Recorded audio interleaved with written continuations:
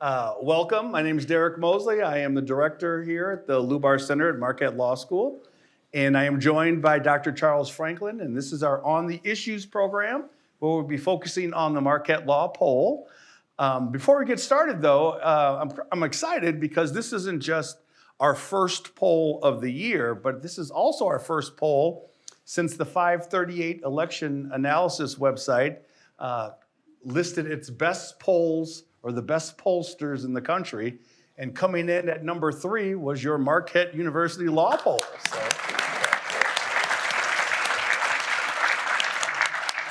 Fortunately, there were more than 4 pollsters rated. So. I wasn't going to say that. 539, just to be clear. So that's a huge accomplishment. We moved up from last year, which we is were great. 5th last year. So we are here to focus on the poll. The poll was taken from January 24th to January 31st. I'm just going to lay out a little outline for you to let you know what we're going to talk about in the time that we have here together. I will get you out promptly, as I promised. I will actually be leaving immediately after. I am scheduled to give a speech at Carroll University at 2 p.m. So I will be headed out and hoping that law enforcement is nice to me on the way to Waukesha. Surely they would be. And so here's our rundown for what we have planned for today. We're going to go over the methodology of the poll.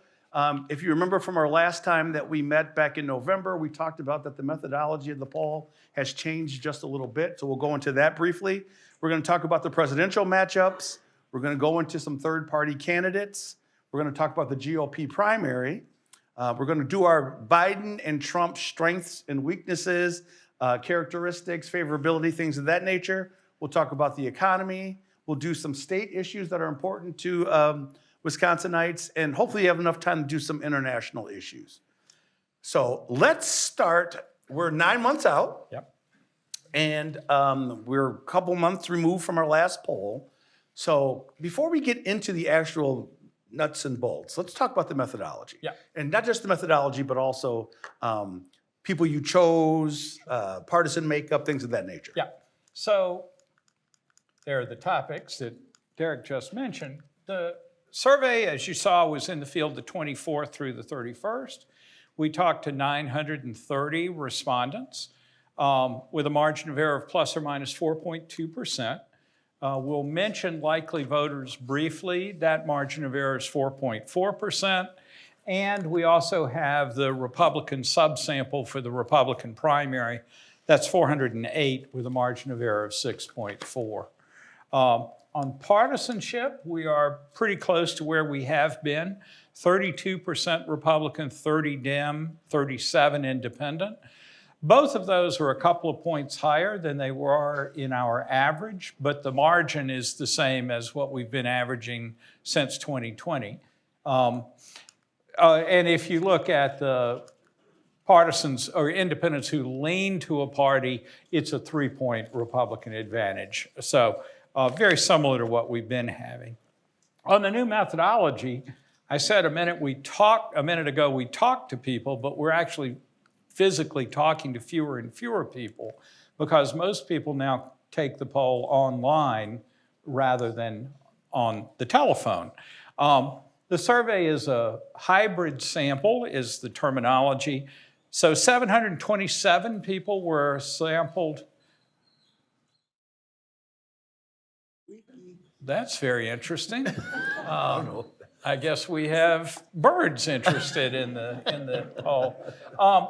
Anyway, 727 respondents from the registered voter list, an additional 203 respondents who were sampled by their addresses, their mailing addresses, and invited to take polls in advance. So together, that's the 930 total respondents. 814 completed the survey online. People really seem to like being able to use their phone or a tablet or a desktop or laptop to do it. But folks that we don't have an email address for or otherwise can't contact or who foolishly fail to respond quickly, we telephone still. And so that's the 116 people that we interviewed by phone. So that's the rundown of the new methodology. I still find people surprised when they get an email or a text message inviting them to take part in the poll, because they still think we do all of our interviews by telephone. But that was in the bad old days of 2022. We live in the modern era now with online interviewing being the norm in the industry as well as for us. So when for every program that we do, I like to greet people as they come in and, just small talk. I don't know how many people came up to me as they walked in and said, with their fingers crossed, and they're like, what's the results of this poll? So we're 9 months out. Yeah, I got 9 months to worry about that. So let's talk about what does the poll show us in regards to the presidential race? Well, I think I can say I'll keep both sides perfectly worried, because it's a tie today. 49-49, with only 2% refusing to pick one of the two. Now, this is for registered voters. It's the bigger, the full sample of everybody that's registered to vote. Incidentally, this is if you initially say neither of these two, or I wouldn't vote, we then follow up with say, well, if you had to choose, how would you vote? And that's why it's only 2% undecided. On that first question, about 12% are undecided on the first question. So there is a little more wiggle room there, but we found that that follow-up question helps get people to tell us what they'd really do, though they may change their minds. But unlike Nevada, there's none of the above. There's none of the above here. If you didn't follow that, the Nevada ballot has a line that says none of the above, which beat Nikki Haley yesterday 60-30 roughly, which, there you go. But that's a special case. We won't talk about that more today. If we go to likely voters, it's Trump by 1 point, 50-49. All of this is so inside the margin of error that there's no meaningful difference here. I will show you some likely voter results in the beginning, but mostly I think it makes more sense to focus on registered voters. People right now don't really know if they're going to vote in November, and so we present it so you know it, but wait until the fall before you start really paying attention to the likely voter results. There's been a tiniest of bit of change. Biden was up by 2 in November, and now it's tied with registered voters. And Biden was also up by 2 with likely voters, and that's Trump by 1 with likely voters. So that's the tightest of results that you could plausibly get. Now, we did, for the first time this time, ask a 5-way ballot. And when we do that, Robert Kennedy gets a surprisingly high 16% of the vote. It's now a 3-point difference between Trump and Biden. But Jill Stein, the Green candidate, at 4%, and Cornel West, the independent candidate, at 2%. I should say we don't at this point know for sure who's going to be on our ballot in November, but that'll be a while before we find that out. I want to put that third-party vote in perspective. In Wisconsin, normally we see under 3% voting for a third party. And even in 2016, when it was an exceptionally large third-party vote, it still was under 6%. So these numbers are way higher than what we normally see. And you should look at our poll and everybody else's poll with third parties as showing at this point dissatisfaction with the two major party candidates, not in any way a forecast that the third party vote will be this large in November, but we will be asking about it all year so we can see how it changes. What was interesting in the November poll, there were so many people who didn't know who Kennedy was. Yes. And now in this poll, he's polling at 16%. 16%, but as we'll see in a little bit, there's still over 30% that don't know who he is. And so this too will play a role over the year as people do get to know, at least to some extent, the third-party candidates. In the interest of time, I'm going to skip the likely voter here, except to just say Kennedy's vote is a little bit lower with likely voters than with registered voters, but it doesn't materially shift the results. If we shift to Biden and Haley, Haley is way up, a 16-point margin. This is very similar to what we saw in the November poll. I think that's next. when it was still a 9-point lead. Here's the thing to notice, that top bars, 41-57, is almost exactly Biden's job approval. But when matched against Trump, Biden's doing far better than his job approval, and Trump is doing much worse than Biden's disapproval rate. And we'll have more to say about that. One way to think about this is there's still over 20% of the state that don't know much about Nikki Haley. But it sort of gives you the contrast between what Donald Trump does in the race with Biden versus what another Republican, much less well-known, does in that race.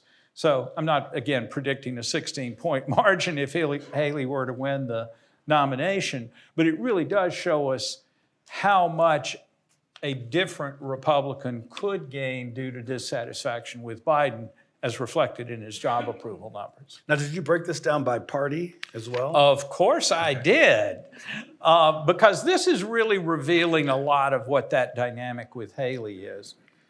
So if you look at the big blue bar at the top and the big red bar in the middle, the blue bar is Democrats voting for Biden 91% of the time, Republicans for Trump 90% of the time. The crossover is almost exactly the same. It's 9 points Republicans going to Biden, and it's 10 points Democrats going to Trump. Sorry, right, it's the other way around. 9 points Democrats going for Trump, 10 points Republicans going for Biden. So in the parties, the two are virtually identical, certainly inside the margin of error. But with independents, you see Biden has a 7-point advantage, 42-49 for Biden. Put all that together and you come back to our 49-49 tie. So that's one view of this with the two, I don't want to call them main candidates, Trump and Biden. Look at Haley, though, and see what happens and why is she up by so much?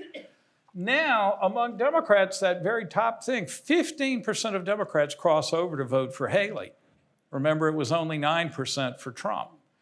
Look at independents, going 58-36 for Haley rather than pretty heavily for Biden. And on the Republican side, Haley actually does better with Republicans than Trump does with Republicans. The disapproval of Trump within the Republican Party is pretty small as a percentage of all Republicans, but it's not zero. And you see that in the defection rate of Republicans drops to only 3% when Haley's the candidate versus it was 10% when Trump was the candidate. So that's why you get these big differences, is the dissatisfaction with Biden is muted when he's paired against Trump, but it's exacerbated when he's paired against this Republican alternative. Now, because we did talk about the 5 candidates, let's go into the 5-way ballot in regards to by party affiliation. And this is where the things are interestingly a little bit different. So if you look at the top number, the top bars, that's Democrats. Biden's getting 73% when these other candidates are included in the race. Kennedy, 12, but Stein, 8, and West, 2. But look over on the Republican side, the third set of bars down. 16% of Republicans are picking Kennedy. We said in November it looked like Kennedy could take a few more votes from Republicans than he does from Democrats. And that's still showing up, not a big difference, but a modest difference there, still there. But what is different is Jill Stein taking 8% away from Biden, but only taking 1% of the Republican vote.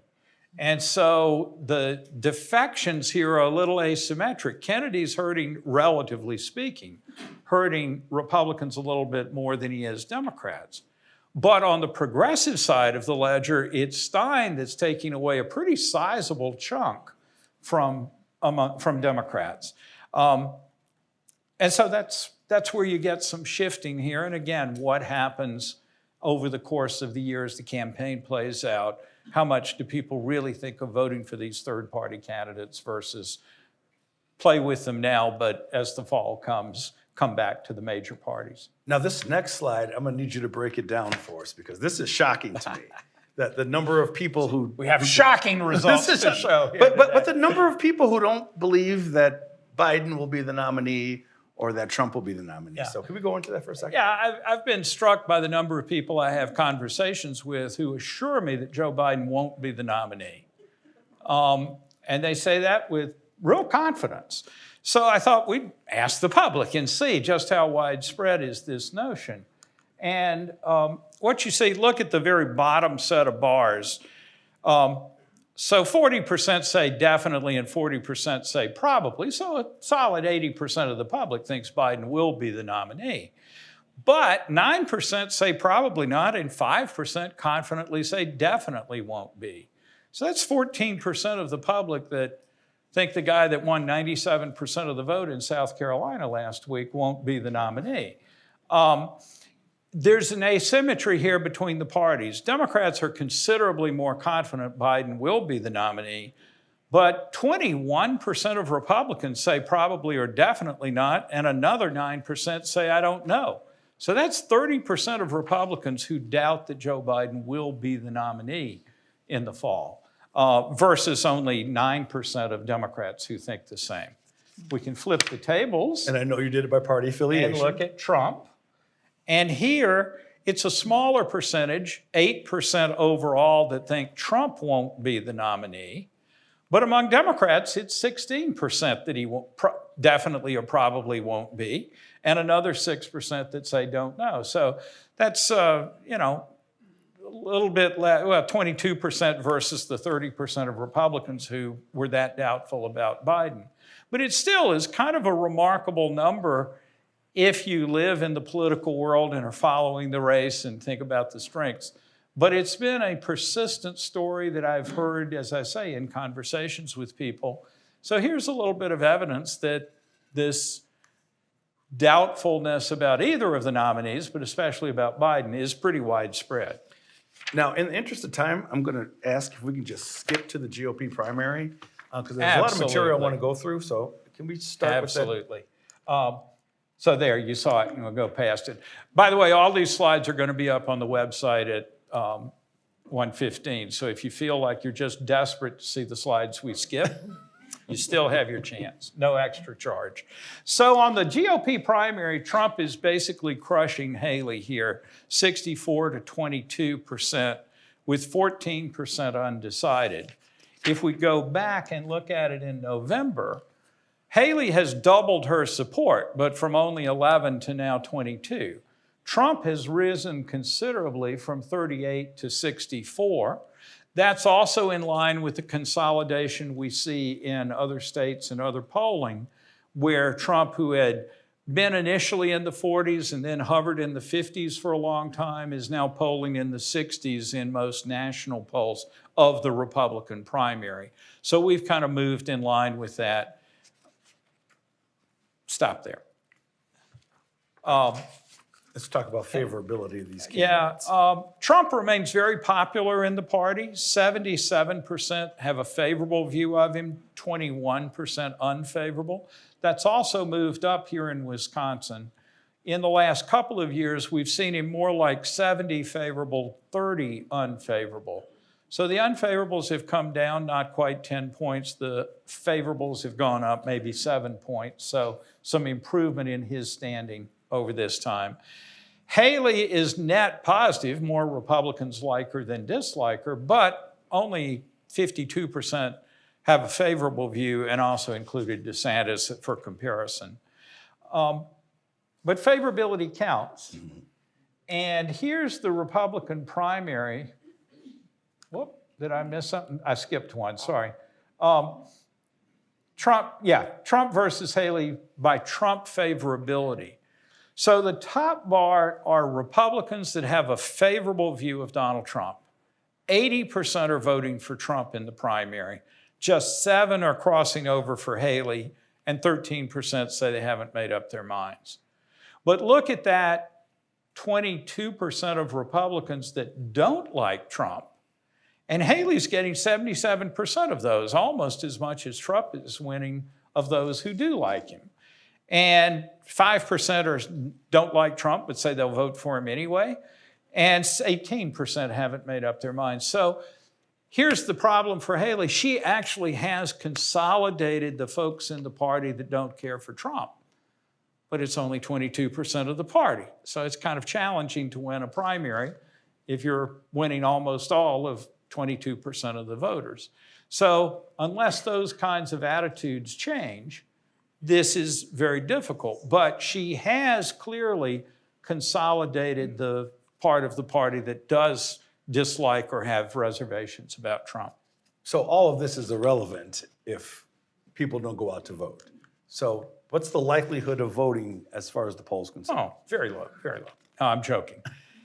But enthusiasm is considerably lower than it was 4 years ago in January of 2020. The bottom bar, 70% said they were very enthusiastic about voting in the upcoming November in January of 2020. And look at the very top bar, 49% say the same today. So that is a dramatic difference. Also, remember, January of 2020 was pre-COVID, right? We had not hit the pandemic at that point, so we were still living in the before times. Enthusiasm has gone up slightly since November. When it was 46, it's up to 49, but it's a long ways to get to 70. This will play out all year, and it's really true of both parties. Who can mobilize their voters, who can motivate them and get them really excited about the election. And it matters a lot for the vote. Of the people who are very enthusiastic, Trump wins them 59-40. Huge margin. But in every other level of enthusiasm, Biden has large margins. 57-41, 60-37, 57-42.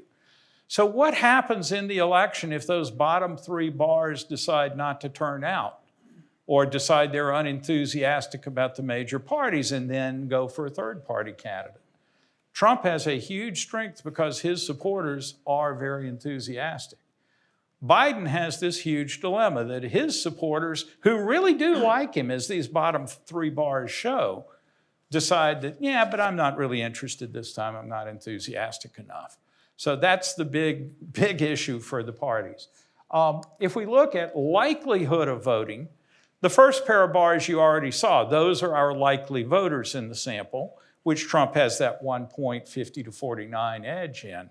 But if you look at people who are at all less likely to vote, doesn't mean they won't vote, but it means they're less likely to, then it's Biden with a 5-point margin. So, you know, we always say turnout, turnout, turnout, but I give you turnout, turnout, turnout with a big dose of enthusiasm on the side. So let's go to the favorability among all registered voters. Yep. We still don't like any of our candidates, mostly.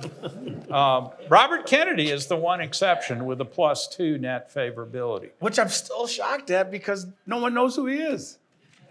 2/3 say they know who he is, a third don't. But yes, it is stunning.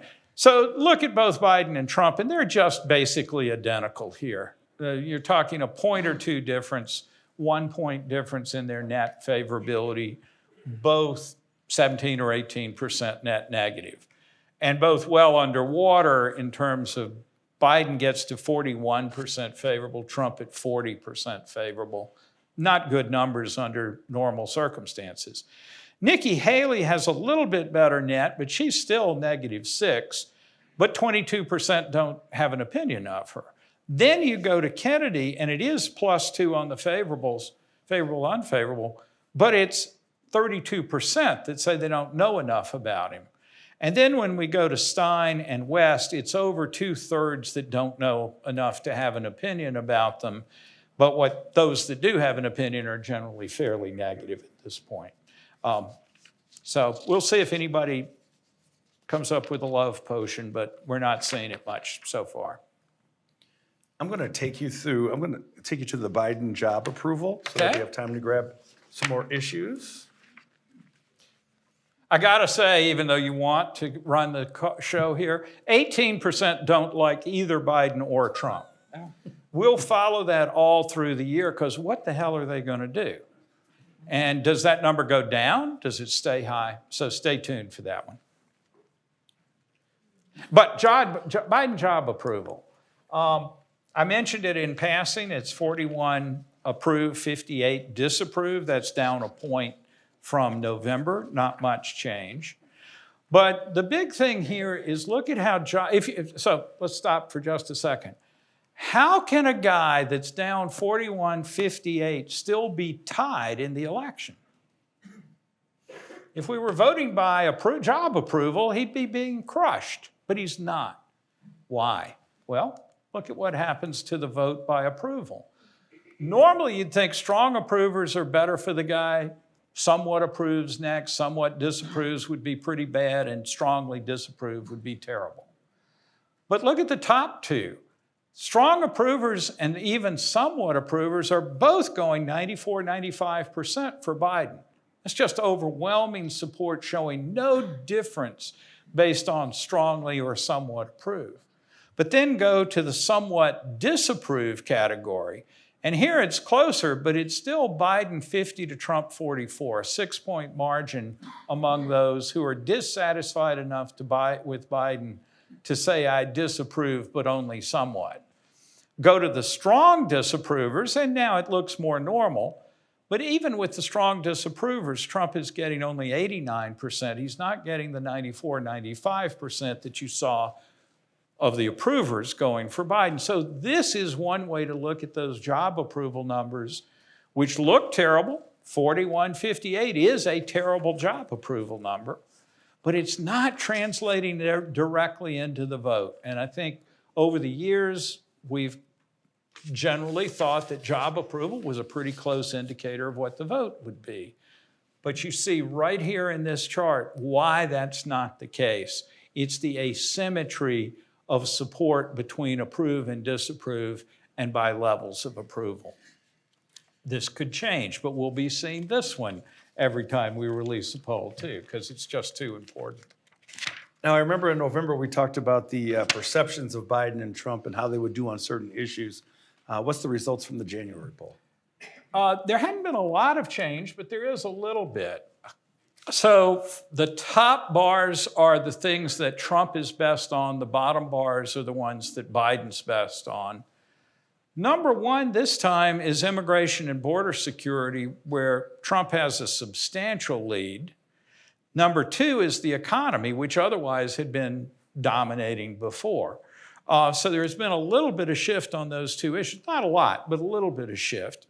And both of them strongly favor Trump at this point. With developments on the border and the bill that didn't get out of the Senate this week, we'll see if any of that changes. But the salience of the issue and the Trump advantage right now is clear. Then the Israel-Hamas war, people pretty strongly prefer Trump, 44-31 on that. We don't probe that question to see what do you mean by that. Is it more pro-Hamas or anti-Israel or what? But it's clearly a Trump advantage. But when you go to foreign relations, which is bigger than just the Israel-Hamas situation, it's basically tied, 42-43. Then you see small advantages for Biden on health care, slightly bigger on Medicare and Social Security, and finally abortion policy, a more solid 44-36 lead. But on none of these issues is Biden's advantage as much as Trump's is on those first two issues. So once again, pay attention. We'll have more to say about the economy in a minute. Yeah, and I know we want to talk about our next issue. It has to do with individual issues that apply to different candidates. I remember in November, where the age one was a big one, where it seems like everybody thought that Trump was so much younger than Biden. But that's not 4 years, baby. It makes a huge difference. So how's it look for January? Biden's gotten older. 61% say is too old to be president, describes Biden very well. That was 55% in November. So that actually has bumped up a little bit. Only 29% say that describes Trump, 4-year age difference. Shares your values. Biden and Trump are pretty similar on describes very well, But the people who say absolutely does not reflect my values is higher for Trump than it is for Biden. So there is, again, a little asymmetry on that one. Has behaved corruptly. 30% say that applies to Biden, but 49% Trump. So this is a big disadvantage for Trump. And has a strong record of accomplishments as president. We saw this in November as well. Biden, only 19% say that describes him very well, but 35% say it describes Trump very well. This is where the campaign could matter. And you've seen it with Biden's recent visits to the state, both here in Milwaukee and up in Superior. But it's kind of hard to change people's minds. And so we'll see how that shifts. But it definitely shows us where Biden's weaknesses lie, where Trump's weakness lies, especially on the corruption thing. And how much does this change over time? And we were going to talk about the corruption thing. Yep, we sure are. So we ask a pair of questions. A question about Biden. Do you think his actions with respect to his son's business dealings is something that he's acted illegally, done something wrong but not illegal, or hasn't done anything wrong? With Trump, we refer to the January 6th charges and the federal case against him there and say, in his actions after the 2020 election, do you think he behaved illegally, wrong but not illegal, or did nothing wrong? So those are the pair of questions, and here's the answers. So Joe Biden, 42% think he's done something illegal with respect to Hunter, but 53% believe Trump has acted illegally with respect to January 6th. Now, this is not the whole ball game, but put that together with the behaved corruptly, and I think you see that these perceptions of corruption or illegality with Trump are part of the answer of why he isn't winning by a lot given Biden's low job approval numbers, right? It's not giant majorities, but it's a substantial share of the public. With Biden, the messaging about his dealings with Hunter has also had a clear effect with that 42% saying he's behaved illegally. But there is a gap between the two. And I don't actually have a slide for this, but among Republicans who believe that Trump has acted illegally, Biden gets about 45% of the vote. Whereas Republicans who believe he's done anything less than illegal, Trump gets 90-something% of the vote. So there is a real impact on this, but it's only about 12 to 18% of Republicans that think Trump has behaved illegally. With Biden, the effect of saying he's behaved illegally is much smaller. It doesn't provide as much of an impact as it does with Trump and Republicans. So let's go into the economic conditions, the state of the country. Where do they stand in this? Everything's coming up roses. Not quite, but we are beginning to find the right direction. I don't want to oversell this, but right direction, wrong track has been so negative for so long that this time we see a 6-point increase in right direction, up to 42% right direction from 36% in November. Again, there's still more people, 57%, who say the state is headed in the wrong direction, but that's down 5 points from 62. So we'll follow this through the year and see how it tracks. But after not seeing it move for quite a while, a little bit of movement now is worth noticing.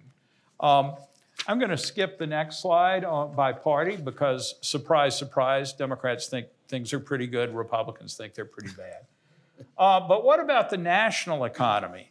Here we've also seen an improvement in the view of the economy. 6% excellent now, up from 3, 32% good, up from 24. Now skip the next one and go to the bottom one. Poor is dropped from 37% poor to 28% poor. Again, this is not a really rosy view of the economy, but it is one that's starting to move. National surveys on economic perceptions bottomed out in June of 2022 and have been rising pretty steadily since then. But even with the increases, including a record increase in December's polling, it's still far below where economic optimism was before the pandemic in 2019. So things are better now than they were a year and a half ago, but they're still nowhere close to where they were pre-pandemic. Stay tuned on this. Same thing about the partisan divide. Republicans are much more negative than Democrats are about the economy. How does Wisconsin rank versus the national economy? We are better than the national economy. This is the first time we've asked these two to make the comparison. So the top bars are, how is Wisconsin's economy doing? The bottom is what we just said for the nation. So 6% excellent in both, but 42 for Wisconsin good versus 32 for the nation good. And on the poor, only 14% say Wisconsin's economy is poor versus 28% that say that for the country. So when we come closer to home, we really do have a more positive view, though here too, it's not quite above 50% positive, but it's getting close, 48 to 52 if we just split the top two with the bottom two. And again, I'll skip the party ID. Now, we talked about, in November, we talked about the approval of the governor, which I think was something new. And so what's gone on since November as far as the governor? Sure. Not much has changed. Evers is at 51 approved, 44 disapproved. That's down a couple of points from where it was in November, but still net positive. Only about 5% say they don't have an opinion about that. The legislature, as legislatures almost always do, 34 approve, 58 disapprove.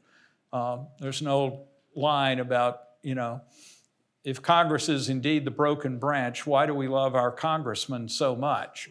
You're really ready to throw out other people's elected officials, but yours is not that bad.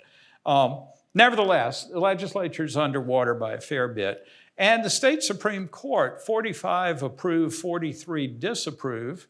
That's a smaller net margin, now just 2 points from where it was in November.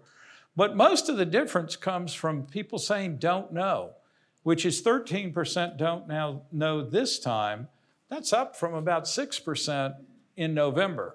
Sort of surprising because the court, I hear, did make some major ruling in December, and we'll get to that. But it doesn't seem to have really boosted their approval rating. It really seems to have changed the don't know rate. Stay tuned. How about elected officials and U.S. Senate candidates? Well, we have one Senate candidate. We're still waiting for more. So this is favorability to all of these. So Tammy Baldwin at 42.45 is a net -3. Ron Johnson, 38.52, -14. Robin Voss, 17 approved, 39 disapprove. But look at that large 43% that don't know enough to have an opinion about him, -22. And then we get to the 3 Republicans that have been talked about as Senate candidates, though unless they did it in the last hour or so, none of them have declared yet. The main point here is nobody knows who these folks are. And that's not their fault. That's normal when non-incumbent candidates first get in a race. And those will go down over time. But still, it's over 80% that don't know Hovde or Scott Mayer, and a still large 2/3 that don't know David Clark. And so it doesn't make much sense to poll about the race when we don't have candidates, or when the campaign hadn't ramped up and these people haven't even started to appeal to voters and introduce themselves. Before we get off this chart, I want to know who are the 13% who don't know Tammy Baldwin. She's been around for a little bit. She has. This has been a pattern in our Senate polling really since 2012, is between elections, we've typically seen both Baldwin and Johnson be in the 20% plus, 25% range, don't know. Then as the election year ramps up, people remember, oh yeah, that's the guy in Washington. And it goes down typically below 10% don't know as we get close to the election. These numbers for Baldwin and Johnson are both a bit lower than historically we've seen. I don't know if that's maybe a change in our methodology that might account for fewer don't knows, because on the telephone you can say, no, and we'll code it that way. In any case, it is the fact that as important as U.S. senators are, they're not part of our daily news feed for most people unless you're following the right news sources. And it's just the case that they aren't that well known between elections. This year, as the campaign ramps up, just as I'm sure whoever the Republican candidates are will become better known, I'm also sure that Baldwin's number will go down. But there'll still be 10 or 8% that close to the election still are fuzzy on the idea. That's fun to me. Yeah. So you mentioned this briefly about the Supreme Court decision in regards to redistricting. How does the polling pull out? Which I was kind of surprised because I thought it was a bigger deal than it's polled to be. Well, it's interesting. You'd certainly think it's a big deal by listening to people in Madison. So 29% strongly favor the court's requirement that we do redistricting, that we redistrict. And another 13% somewhat approve. So put those two together, we're at what, 42% favor the decision. Then it's 16% somewhat disapprove and 18% strongly disapprove, so that's 34. So what we've got is a 42-34 split. But then that last number plays off what you were saying about Tammy Baldwin.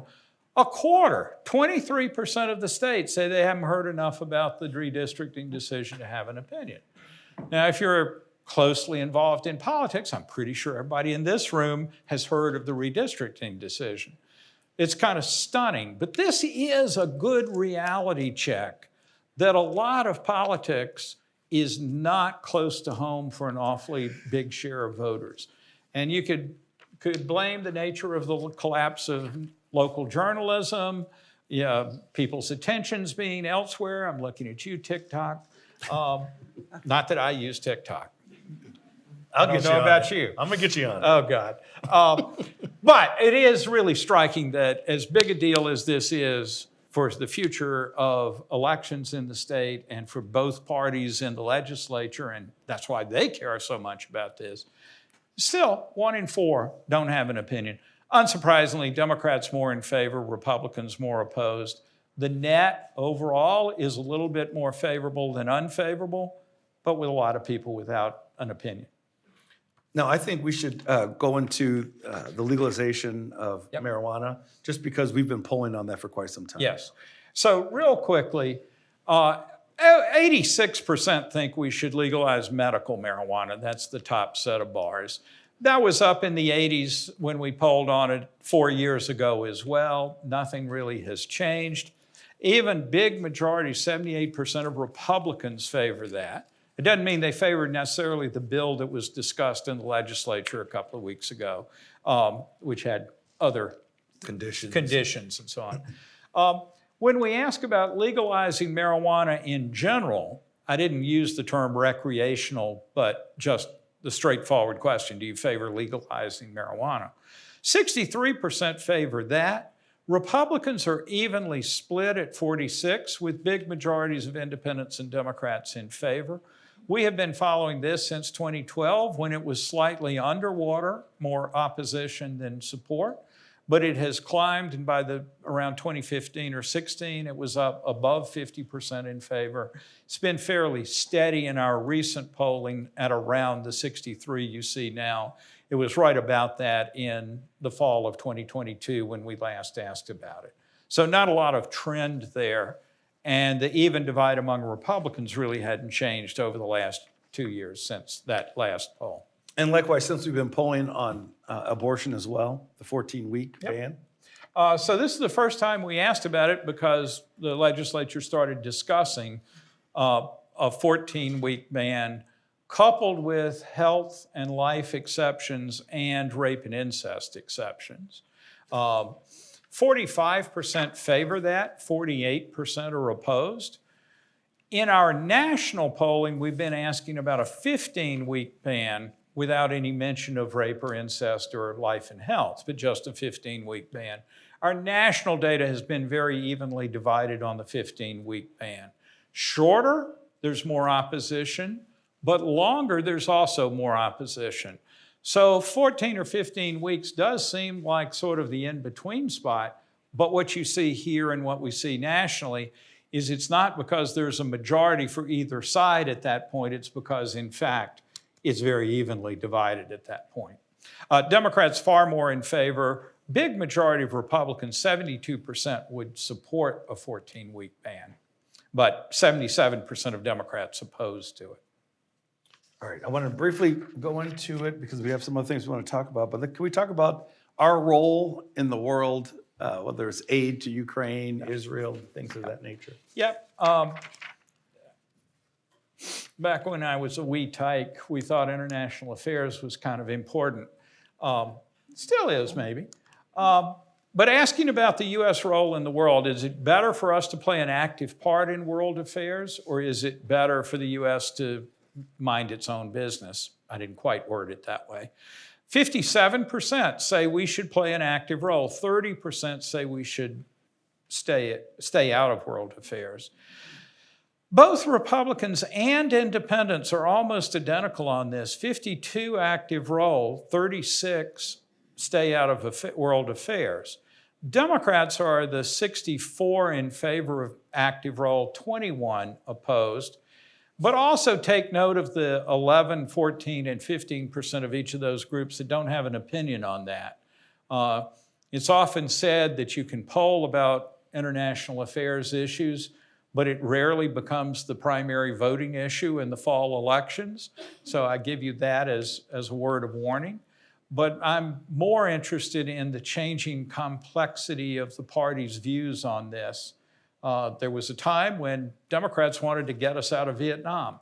There were a time when, Republicans were staunch in the opposition to communism. And those roles seem to be shifting a little bit here, though it may have a lot to do with who the president is.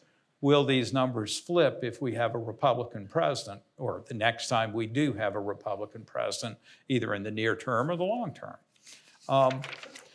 U.S. support for Israel, we have a plausible majority, well, not a majority, a plurality. 31% say we're giving too much support to Israel, but 36% say about the right amount and 17% not enough support. So more people favor either the status quo or more support than say too much. But it's still a pretty large number, 31% too much. And again, notice 16% don't have an opinion on this issue, whereas those involved in the issue have strong opinions. There are partisan differences here, most notably that 37% of Democrats say we're giving too much support. Only 26% of Republicans say that. So a little bit of a reversal in who wants to be engaged in the world. But when we go to Ukraine, those numbers flip. Overall, 33% say we're giving too much support, 25 not enough, 32 about right. But among Republicans now, a solid majority, 54% say we're giving too much aid to Ukraine. If you look at the House and to some extent the Senate blocking new aid to Ukraine, here's part of the reason why. The party has really shifted from when the war first started, where every partisan group was quite pro-aid to Ukraine, to now that majority of Republicans opposed. It's a fair chunk, 35% of independents, but only 10% of Democrats say we're giving too much aid. So if Democrats are kind of divided on aid to Israel, Republicans are the flip side of that, wanting to cut aid to Ukraine, even though they support aid to Israel. More Democrats want to cut aid to Israel than want to cut it to Ukraine. Now, before I open it up to questions, from this poll, what's the issue that surprised you the most as the results of the polling? I think what we're seeing is So first of all, the consolidation of Trump support in the Republican Party. I think you can't overlook that. In our polling a year ago, a little more than a year ago, there were real weaknesses for Trump even within the GOP. He had fallen to near 60% favorability then climbed into the 70s, and as you saw in this poll, getting higher than that. So there's been some real shift there. There was a lot of hand-waving about, can anybody consolidate the anti-Trump vote? Well, yes, they could. It's called Nikki Haley, and she absolutely has consolidated that support.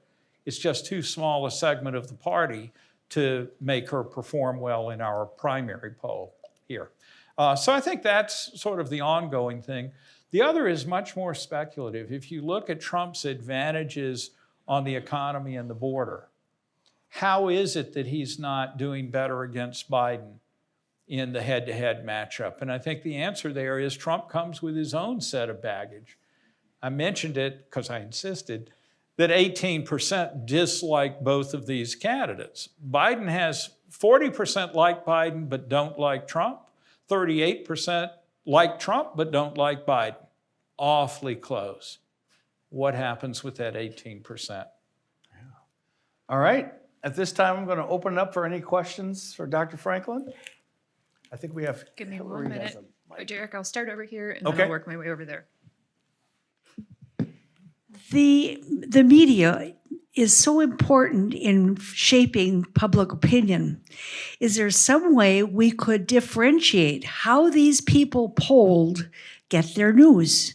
Is it NPR, Fox News, MSNBC, or the newspaper?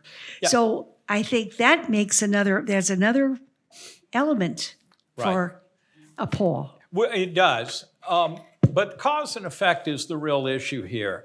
We've done this in the past. Where do you get most of your news? By the way, well, most people get it from their local television news, not from the national networks or cable. But you won't be shocked that Fox News viewers are much more pro-Trump, MSNBC much more pro-Biden or pro-Democratic. But is that because what they watch changed their mind? Or is it because they selected the news to watch because of their values and their partisanship? Surprisingly, some really good research finds that more people mix and match the news sources that they get, that we have the image that you only get your news from one source. And a lot of research shows it's actually more divided than that. But when you're listening to a source you disagree with, you hear what they say and you come up with reasons not to believe it. Whereas when you watch the news that you do agree with, you hear what they say and you say right on. So news is hard and complicated, but the fact that we can self-select what we watch plays a huge role. You know, think about the good old days with Uncle Walter Cronkite and Huntley Brinkley, and I don't remember who did ABC back then. But there we did have a much more confined news space compared to what we have now with everything, and self-selection plays a huge role. Great. National polling suggests that Blacks, Hispanics, and voters under the age of 35 are increasingly moving toward Trump and the Republican Party. And I'm wondering if you're seeing similar evidence in your Wisconsin poll. This is a complicated question. Let me just do the age thing. In our under 30 sample, they're pretty solidly for Biden, unlike some of the national polls you're mentioning. Black people are in the 60% for Biden range, which is certainly not the 90% that we often see in votes, but a lot of that is undecided rather than pro-Trump. The Hispanic population does look like it's shifting a little bit. If we look at actual votes rather than polling, look at the majority Black aldermanic wards here in Milwaukee. Those shifted about 2 to 4 points away from Biden in 2020 compared to 2016. So it's a little bit of movement, but it's not enormous. In the Hispanic majority wards, they shifted 6 to 8 points away from Biden, still giving him solid majorities, but a bigger movement and one in line with what we've seen in some of the national trends in votes in heavily Hispanic areas of the country. So I do think these are legitimate issues to follow and to track. We don't emphasize them because the Black and Hispanic share of registered voters is only 4 or 5% here in the state. So in any single poll, we don't have enough people in that one poll to confidently say anything about Black or Hispanic voters. What we do from time to time is aggregate the whole year's worth of polling so we do have an adequate sample size to talk about it. But it means we can't follow the moving target so much as we can look at it over a longer period of time. But that's just a fact of our population here. That means in a general purpose sample, you're only going to have 4 or 5% of either of those groups in a single survey. Aggregation does come to our advantage, though, when we look over a year's worth of polling. As an experienced poller, if you were to poll today based on the information that happened yesterday to Citizen Trump, and I think most people would say that's a fact because it's a judicial decision, is there a way to figure out whether or not that has any impact on either people who just think one or the other candidates is the candidate? Yeah. My preferred approach to this is to let events happen and compare the poll after with the poll before. Some polls use hypotheticals. So you've seen news accounts this week about a question that's been used of, if Trump is convicted of something, would you change your vote? That's asking a lot of people to hypothetically think of something that hasn't happened yet and hypothetically think of how they would react to that. We have a huge ability to deny unpleasant things. I mentioned in passing that those folks who think Trump has done something illegal are much less likely to vote for him. Even among Republicans are much less likely to vote for him than those Republicans that don't think he's done anything illegal. So I think that's a better measure of the impact of perceptions of him if we get a trial and a decision in the trial. I think we'll just want to look at the aftermath of that. In the good old days, when polling could be done quickly instead of taking a little bit more time, you'd try to jump in the field with the survey right after the event happened or soon after it. We did that actually when Trump was impeached for the first time. We did extra polling in that period to try to track its effect. The upshot was it had virtually no effect whatsoever when he was first impeached. That's a good example of why your supporters stick with you no matter what the news is, and your opponents believe you were bad before they got the decision. So I'm not predicting big effects of things that happen between now and Election Day. That just hadn't been the pattern recently. COVID came and went, and we didn't see much change during that period of time. But that doesn't mean there's zero effects for some people. Again, in this case, Republicans who think he did illegal acts really are much less supportive. So it does have some effect. Any other questions? Derek, we want you to get to your speech on time. Yes, yes. Carol will be very happy about that. So I would like everyone, if we can give just a round of applause to Dr. Franklin. And the number 3 rated poll in the country. We have an event next week, February 13th. It's Get to Know Cecilia Gore, the Executive Director of the Milwaukee Brewers Community Foundation. We have the African American Ethnic Heritage Dinner that's unfortunately sold out. But if you did not get a ticket for that, please jump on our mailing list. And we also have the event at the end of the month where I'm doing my Things Your History Teacher Didn't Teach You. That is also sold out. If you missed that as well, please make sure you join our mailing list. Thank you all for coming, and we'll see you next week.